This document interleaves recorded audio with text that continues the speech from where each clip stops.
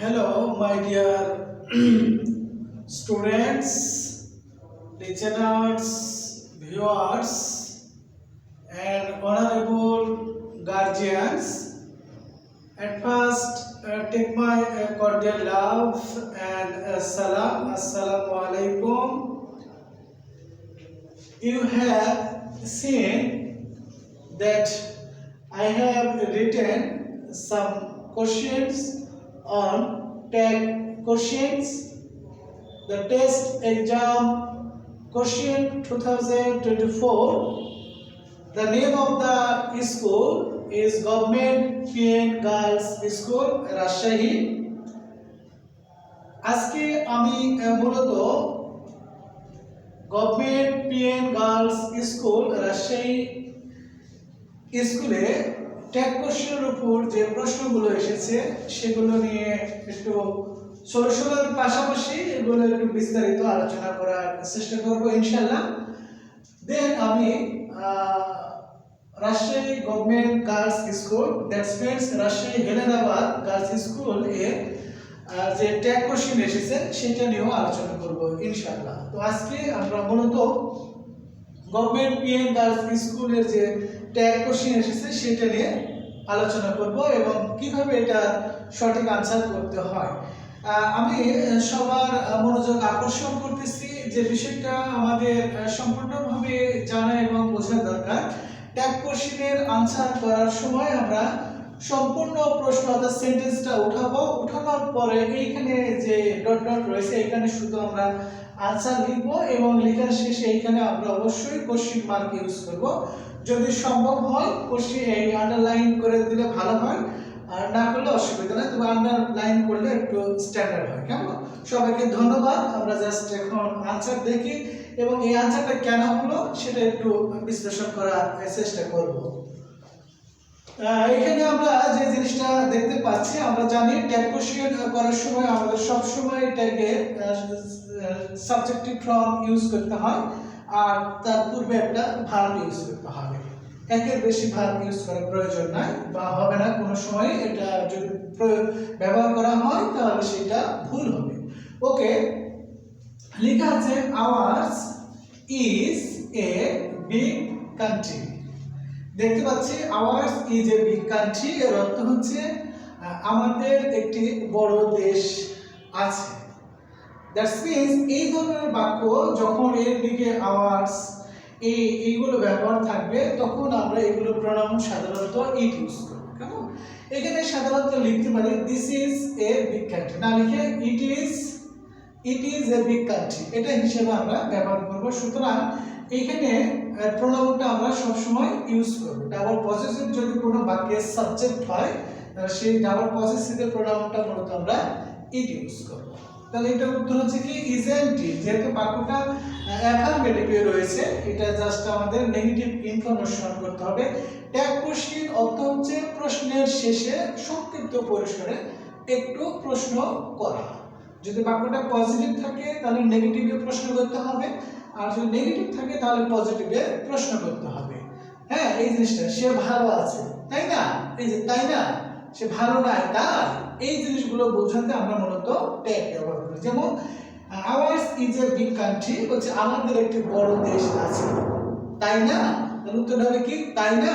তার উত্তর হচ্ছে যেহেতু ভার্ব এখানে দেওয়া আছে তাহলে সেক্ষেত্রে আমাদের এই ভার্বটা ব্যবহার করতে হবে। সুতরাং এখানে ইজেন্ট ট্যাগ কোশ্চেনের নটের সংক্ষিপ্ত রূপ সবসময় এন ডট টি ইউজ করতে হবে, আর প্রোনাউন কি বললাম ইট হবে।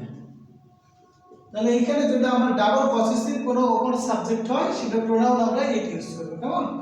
আচ্ছা, এখানে দেখতে হবে এই নিয়মটা খুবই হার্ড এবং খুব সেনসিটিভ ব্যাপার। দেখতে হবে দা ইয়াং, ইয়াং কিন্তু adjective form, but the young যদি কোনো বাক্যে ভার্বের পূর্বে বসে তাহলে সেটা কিন্তু সাবজেক্ট হবে এবং সেই সাবজেক্টটা আমাদের সাধারণত থার্ড পারসন প্লুরাল নাম্বার হয়ে যাবে এবং কারণ একটা থার্ড পারসন কমন নাউন হয়ে যায়। দা ইয়াং বলতে এখানে পৃথিবীর যতগুলো যুবক যুবতী রয়েছে সবাইকে বোঝানো হচ্ছে। সুতরাং দা ইয়াং এর প্রোনাউন হবে দে, ইয়াং এর প্রোনাউন কি হচ্ছে দে। আর এখানে একটা জিনিস লক্ষ্য করব, এখানে আছে হার্ডলি, যেহেতু হার্ডলি একটা নেগেটিভ ওয়ার্ড, সুতরাং এইখানে আমাদের নেগেটিভ ইনফরমেশন দেওয়া যাবে না। আর বাক্যের এখানে কিন্তু ভার্ব, এখানে সাধারণত মূল ভার্ব রয়েছে, যার জন্য বাক্যটা প্রেজেন্ট ইনডিফিনিট। তাহলে আমাদের উত্তর হচ্ছে, যেহেতু একমাত্র দুইটা সেন্টেন্স রয়েছে, দুইটি মাত্র টেন্স রয়েছে, দুইটা টেন্সের সাধারণত সাহায্যকারী ভার্ব থাকে না, একটা হচ্ছে পাস্ট ইনডিফিনিট টেন্স আর একটা প্রেজেন্ট ইনডিফিনিট টেন্স। এই জন্য এই দুইটা ভার্বকে নেগেটিভ করার জন্য ডু ভার্ব ইউজ করতে হয়। প্রেজেন্ট টেন্সের জন্য ডু অথবা ডাজ, পাস্ট টেন্সের জন্য ডিড।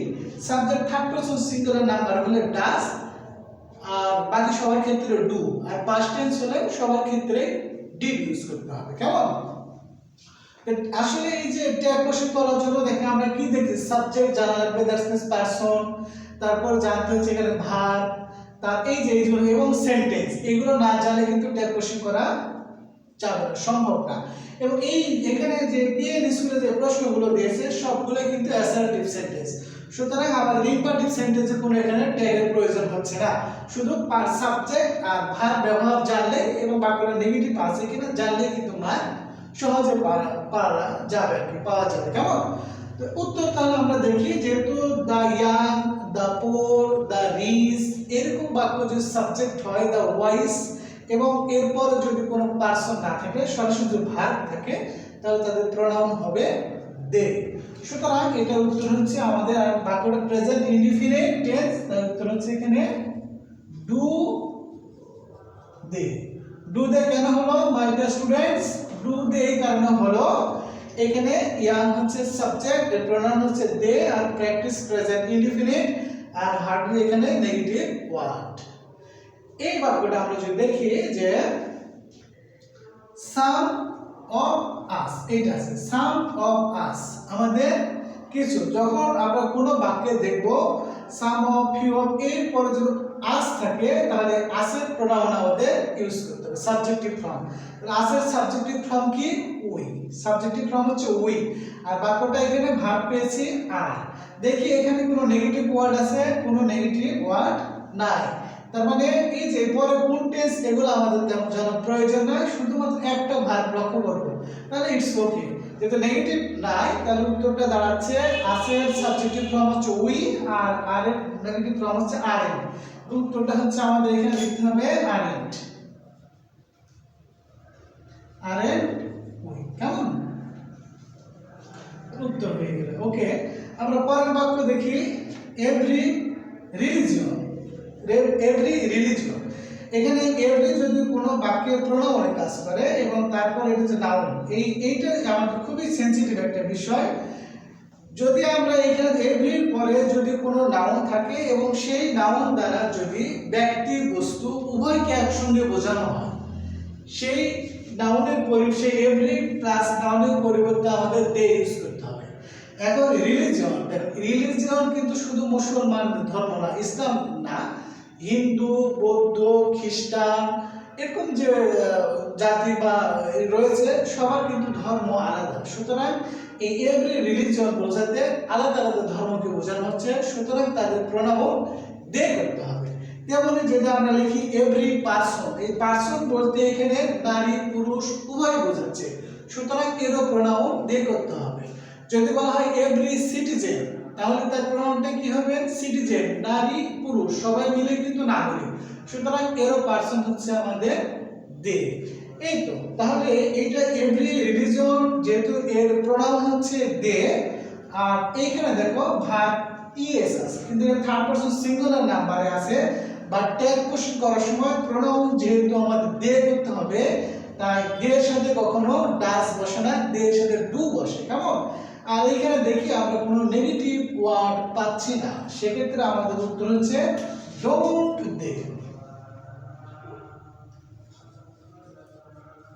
Don't they. বাস এখানে আমাদের কোশ্চেন মার্কটা পুট করতে হবে। ওকে, তারপর এইখানে যে একটা নিয়ম দিয়েছে অ্যালং উইথ, এটা খুব এসেনশিয়াল নিয়ম এবং খুবই একটা ভাইটাল এবং ইম্পর্টেন্ট রুল। যদি কোনো বাক্যে আমরা দেখি with, with, along with, together with, accompanied by, as well as, এইরকম কনজাংশন বা কানেক্টর দ্বারা বা প্রিপোজিশন দ্বারা যদি দুটি ওয়ার্ড যুক্ত থাকে বা দুটি সাবজেক্ট যুক্ত থাকে তাহলে আমাদের পূর্বের সাবজেক্ট অনুযায়ী ট্যাগ কোশ্চেন করতে হবে, অর্থাৎ প্রোনাউন ব্যবহার করতে হবে এবং ভার্ব ব্যবহার করতে হবে। যেহেতু এই বাক্যে এখানে সবসময় উইল ইউজ করছে, কেমন এখন উইল ইউজ করছে, এখানে স্যার একটি টেকনিক অবলম্বন করেছেন যে এখানে যদি উইল না দেওয়া হতো, যদি অন্য কোনো ভার্ব দেওয়া হতো তাহলে স্পেসিফিক বোঝা যেত এটা হি কে ফলো করছে না হিজ ফ্রেন্ডস কে ফলো করছে। যেহেতু উইল দেওয়া হয়েছে অথবা পাস্ট ইনডিফিনিট টেন্স ইউজ করবে, যেন মাই ডিয়ার স্টুডেন্টস বা যারা এখানে ভিডিওটা দেখছে তারা যেন পরীক্ষা এক্সামিনিস যারা থাকবে তারা যেন বুঝতে না পারে। এই কারণে এখানে মূলত পাস্ট টেন্স অথবা এখানে সে ফিউচার ইনডিফিনিট টেন্স ইউজ করে থাকবে, কেমন। তো যার জন্য আমরা এখানে একটা জিনিস দেখব, যেহেতু এখানে আমরা উইল পেয়ে গেছি এবং এখানে কোনো ধরনের নেগেটিভ ওয়ার্ড নাই, সুতরাং উত্তর হচ্ছে নেগেটিভ ইনফরমেশন দিতে হবে। উইলের সংক্ষিপ্ত ফর্ম হচ্ছে নেগেটিভ করার জন্য ওন্ট, এইটুকু সবাই লিখতে পারবে, বাট প্রোনাউন কি ইউজ করবে, হিজ ফ্রেন্ডস অনুযায়ী হচ্ছে দে আর হি অনুযায়ী হচ্ছে হি। এখন দে ব্যবহার করবে না হি ব্যবহার করবে, এইখানে কনফিউজড। সুতরাং আমরা দেখবো যে কয়েকটা ওয়ার্ড বললাম, এই কয়েকটা ওয়ার্ড দ্বারা দুটি সাবজেক্ট যুক্ত হলে পূর্বের সাবজেক্ট অনুযায়ী আমাদের সাবজেক্ট বসাতে হবে। উত্তরটা হচ্ছে এখানে হি। এই তো, তাহলে আমরা জাস্ট পিএম স্কুলে যে 2024 সালের টেস্ট পরীক্ষায় ট্যাগ কোশ্চেন প্রশ্ন এসেছিল, একদম নরমাল, জাস্ট এখানে একটু স্যার ফলো করছে, এখানে একটু, এগুলো খুব জটিল বিষয় নয়, জাস্ট একটু নিয়ম জানতে হবে, বুঝতে হবে, তাহলে সম্ভব। যেহেতু এই নিয়মটা একটু এক্সেপশনাল, এইটা খাতায় লিখে রাখতে হবে, এটা একটু এক্সেপশনাল খাতায় লিখে রাখতে হবে, কেমন। আমি জাস্ট এটার সঙ্গে আরেকটা রুল আমি ইনক্লুড করে দেখানোর চেষ্টা করতেছি। যদি এইভাবে প্রশ্নটা না আসে, যদি এখানে এই ওয়ার্ডগুলো না আসে, যদি পরীক্ষায় দুটি সাবজেক্ট অর অথবা নট দ্বারা যুক্ত হয়, তাহলে পরের সাবজেক্ট অনুযায়ী কিন্তু আমাদের ভার্ব বসবে এবং সেটা প্রোনাউন করতে হবে, ট্যাগ কোশ্চেন করতে হবে। যদি অর আর নট দ্বারা দুটি সাবজেক্ট যুক্ত হয়, তাহলে পরের সাবজেক্ট অনুযায়ী আমাদের ভার্ব এবং প্রোনাউন ব্যবহার করতে হবে। যেমন জাস্ট আমি এটা এক্সট্রা উদাহরণ হিসেবে দিচ্ছি, he or his friends visited there, just এইটা ব্যবহার করা হলো। এখানে পাস্ট, এই যে পাস্ট ইনডিফিনিট ইউজ করলাম ভিজিটেড, আর এখানে হি ইউজ করলাম, আর এখানে হিজ ফ্রেন্ডস ইউজ করলাম, কেমন, হিজ এখানে ফ্রেন্ডস ইউজ করলাম। তাহলে আমরা যেহেতু বললাম বাক্যটা যদি অর অথবা নট দ্বারা যুক্ত হয়, তাহলে পরের সাবজেক্ট অনুযায়ী আমাদের ট্যাগ করতে হবে। যেহেতু পজিটিভ স্টেটমেন্টে পেয়েছি, তাহলে উত্তরটা হচ্ছে আমাদের এইখানের জন্য হচ্ছে ডিডেন্ট। এইটুকু সবাই পারবে, বাট এই যে পারসন যে প্রোনাউন ইউজ করতে হবে এটা যে ভুলে যাবে, হি ইউজ করবে না দে ইউজ করবে। যেহেতু বললাম অর বা নট দ্বারা যুক্ত হলে পরেরটা আমাদের জাস্ট কি ইউজ করতে হবে, পরের সাবজেক্ট অনুযায়ী ভার্ব বসছে এবং পরের সাবজেক্ট অনুযায়ী আমাদের প্রোনাউন ইউজ করবে। সুতরাং এখানে হচ্ছে দে, দে, কেমন, তো এই দে। ওকে, এখন আমরা সাধারণত পিএম স্কুলের যে টেস্ট পরীক্ষায় যে ট্যাগ কোশ্চেনগুলো এসেছে এগুলো জানলাম। আপাতত নেক্সট ভিডিওতে আমরা রাজশাহী গভর্নমেন্ট হেলেনাবাদ স্কুলের প্রশ্ন সলিউশন দেখব।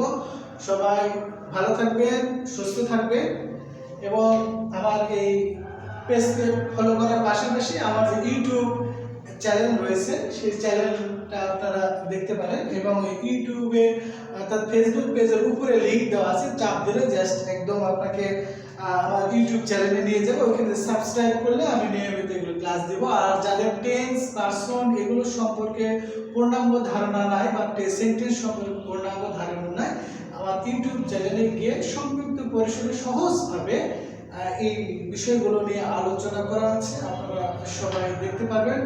আর আমার মাই ডিয়ার অনারেবল গার্জিয়ানস যারা রয়েছেন, আপনারা আপনাদের সন্তানকে চেক করার জন্য জাস্ট তার লেভেলটা কোথায় রয়েছে, আপনার সন্তানের অবস্থানটা কোথায় রয়েছে চেক করার জন্য আপনি এখানে দেখেন মোট 6টা কোশ্চেন দিলাম। এই 6টা কোশ্চেন আপনি একটা খাতায় উঠাবেন, উঠানোর পরে আপনি তাকে হোমওয়ার্ক দেন অথবা আপনি তাকে কিছু কাজ দেন, দিয়ে সঙ্গে সঙ্গে এটা করে নেন। দেখেন আপনার ছেলের অবস্থাটা কোথায় আপনি নিজেই জানতে পারবেন, বুঝতে পারবেন। সবাই ভালো থাকবেন, সুস্থ থাকবেন। আল্লাহ হাফেজ, আসসালামু আলাইকুম।